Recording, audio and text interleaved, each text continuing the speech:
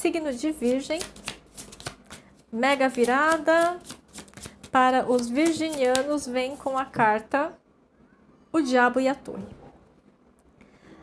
A mesma carta que acabou de cair para o signo de Câncer, tá?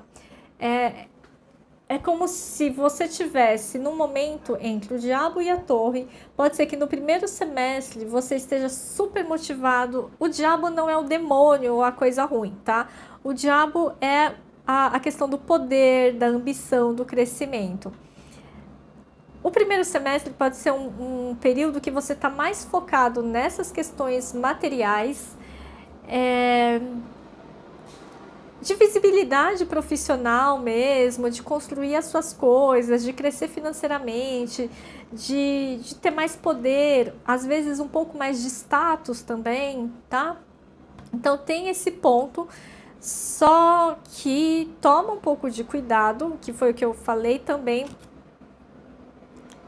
para os cancerianos, para você não se achar a última bolacha do pacote, não achar que você está abafando, não deixar a fama subir a cabeça.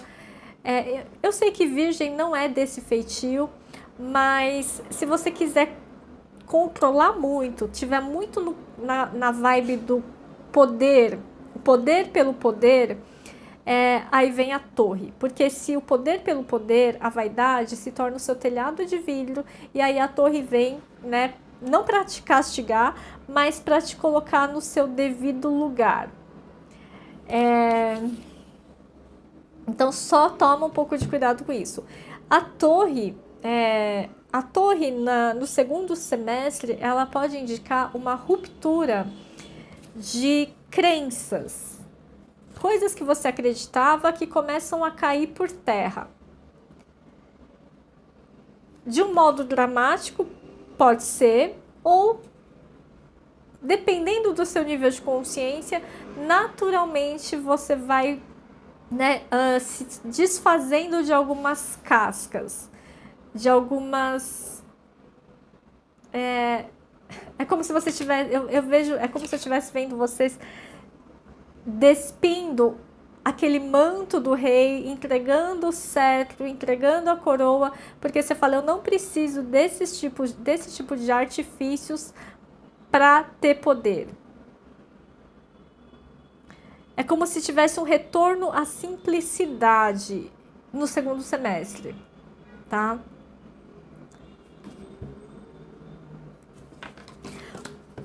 Para algumas pessoas, o que a gente está falando é que talvez no primeiro semestre você esteja mais focado em carreira, fazer, trabalhar, crescer, ter status, subir de nível hierárquico, ganhar mais dinheiro, ser promovido, enfim, tudo isso, e é tipo sangue no zóio, esse diabo falando de ambição, de poder e tudo mais.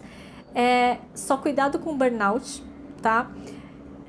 Ou com excesso de controle, de demonstração de poder, ou gastar demais os seus recursos financeiros, por exemplo, para mostrar que tem poder.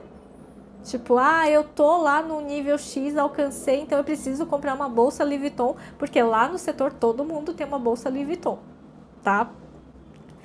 Isso é ego, isso é vaidade. Depois você vai ter que pagar a bolsa e você não vai ter dinheiro, e porque você teve muitas despesas, almoço caro, enfim, né? Fica difícil manter essas aparências, e aí a Torre pode ser nesse sentido, tá?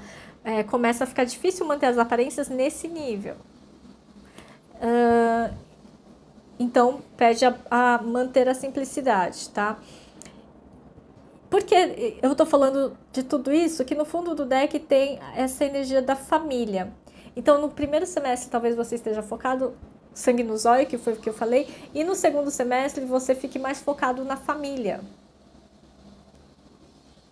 Tá? Por quê? Porque a Torre, ela vai quebrar, vai romper com aquilo que...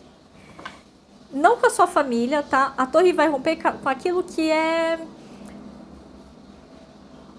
supérfluo, superficial, só aparências, né? Aquilo que for essência, aquilo permanece. Então, é como se a família permanece, a família faz parte dos meus valores essenciais, ou a minha casa, as pessoas que eu amo, ou a saúde da minha família. Então eu paro, né, eu despriorizo o meu trabalho em prol da minha família, ou em prol da minha saúde, ou da saúde de alguém da minha família, tá?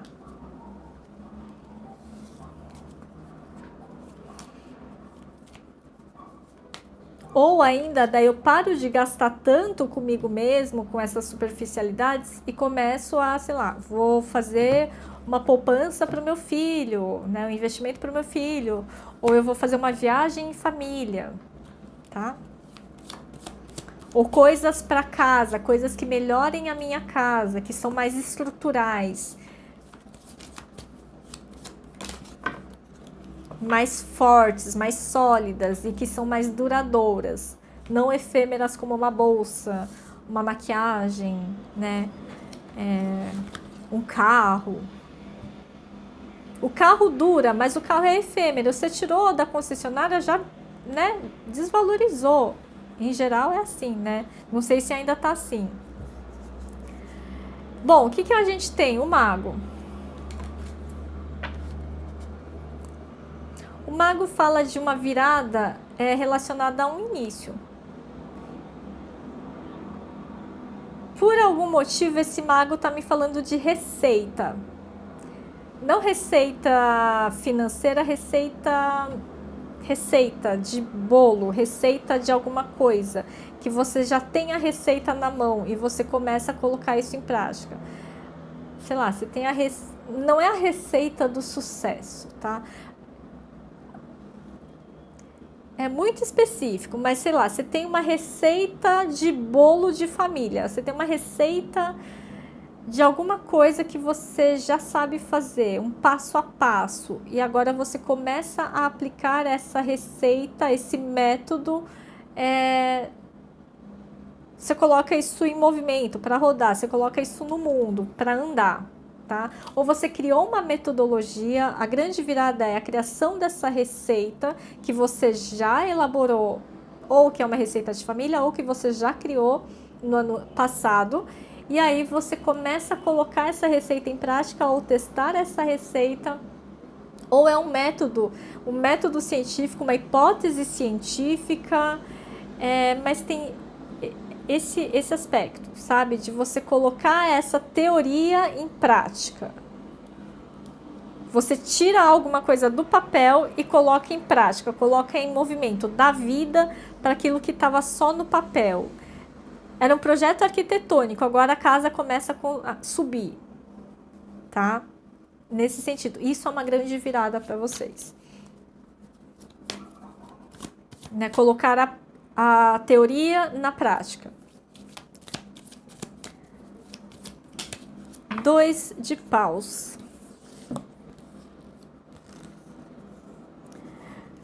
Eu tô vendo assim, a carta tá tão opaca aqui. 2 de paus tem uma coisa que falta brilho. Falta brilho no olhar, falta brilho naquilo que eu faço, porque o 2 é uma carta parada. Falta alguma coisa, falta um movimento.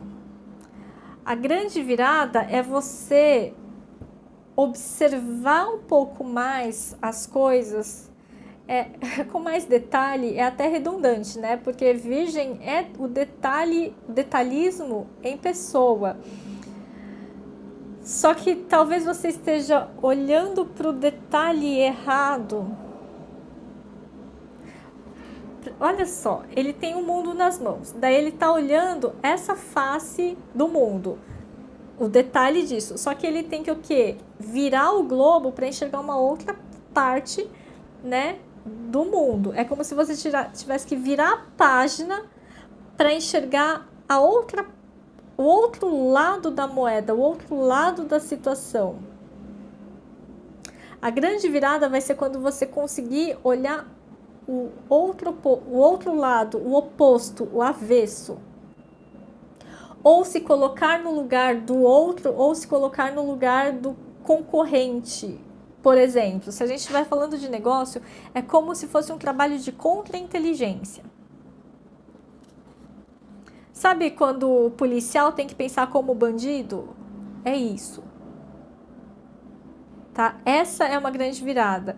Você enxergar as coisas, né, no detalhe, só que você está olhando a página errada ou o lado errado do mundo aqui, tá?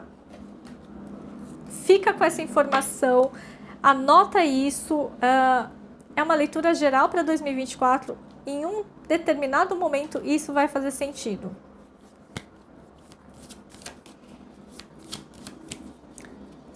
Às vezes você vai ficar um tempo paralisado diante de um mesmo problema, daí você vai falar assim, putz, estou me sentindo estagnado, não consigo achar solução. A solução está quando você vira a coisa do avesso ou quando você faz esse processo de olhar invertido.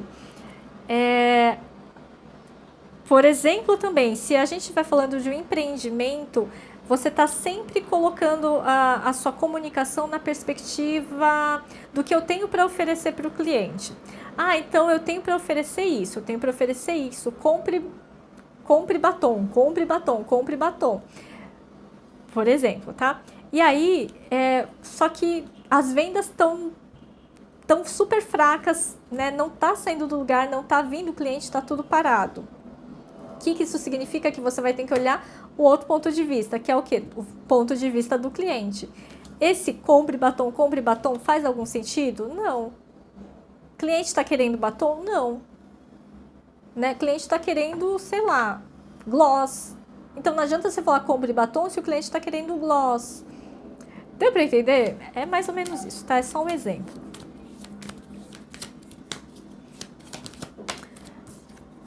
Rainha de Ouros, grande virada também em relação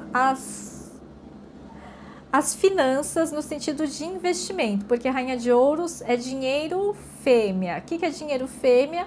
É o dinheiro que se multiplica sozinho, sem esforço. Eu deixo o dinheiro lá, ele vai rendendo. Então a grande virada é quando você começar a fazer esse tipo de aplicação, que se chama juros compostos, tá? Se você já faz isso, ótimo, né? Eu vejo um crescimento aqui para vocês esse ano. Se você ainda não faz, é hora de você começar a fazer.